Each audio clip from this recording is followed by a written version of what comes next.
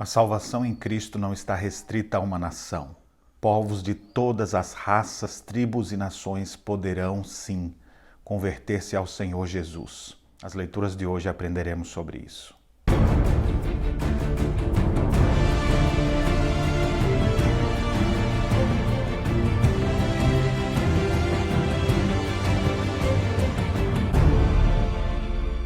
Olá, meus irmãos, graça e paz, estamos juntos na nossa caminhada bíblica e hoje, dando sequência às leituras no livro dos Atos dos Apóstolos, leremos os capítulos 10 a 12.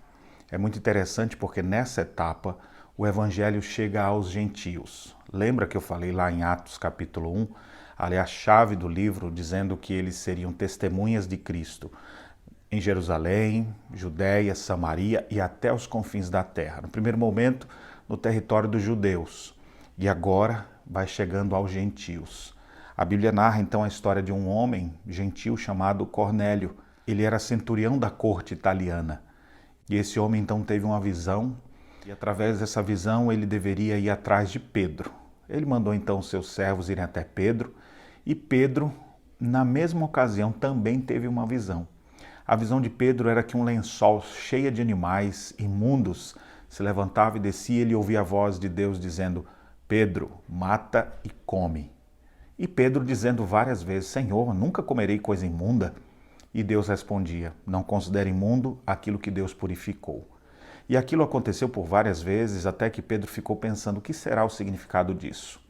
Logo chegaram os servos de Cornélio, querendo chamar Pedro para ir até a casa dele. E Pedro foi andando com eles. Quando chega lá, Pedro começa a pregar o evangelho para Cornélio e para todos que estavam na sua casa. É interessante que Cornélio disse: estamos aqui prontos para ouvir tudo o que Deus mandou você nos dizer. E naquela ocasião, então, ficou claro para Pedro de que o evangelho não era apenas para os judeus, mas aqueles povos que os judeus poderiam considerar como impuros, imundos, Deus não faria acepção de pessoas. Então Pedro começa a pregar para eles, sabendo que o evangelho deveria ir para todas as nações. No meio daquela pregação, a Bíblia diz que aconteceu ali em Cesareia a mesma coisa que aconteceu em Atos 2, com algumas nuances. Nós temos o terceiro Pentecostes que acontece aqui no livro dos Atos dos Apóstolos. O primeiro em Atos 2, depois em Samaria, aqui agora sobre os gentios, e mais à frente veremos ainda sobre os discípulos de João. Mostrando um significado maior que o livro de Atos nos aponta, que o Espírito Santo de fato seria derramado sobre toda a carne, significando com isso que pessoas de todas as tribos, povos e nações teriam acesso à salvação por meio da fé em Jesus Cristo. Veio sobre os judeus, veio sobre os samaritanos, veio sobre gentios, veio sobre os discípulos de João, ou seja, veio em sua plenitude. O Espírito nos foi dado.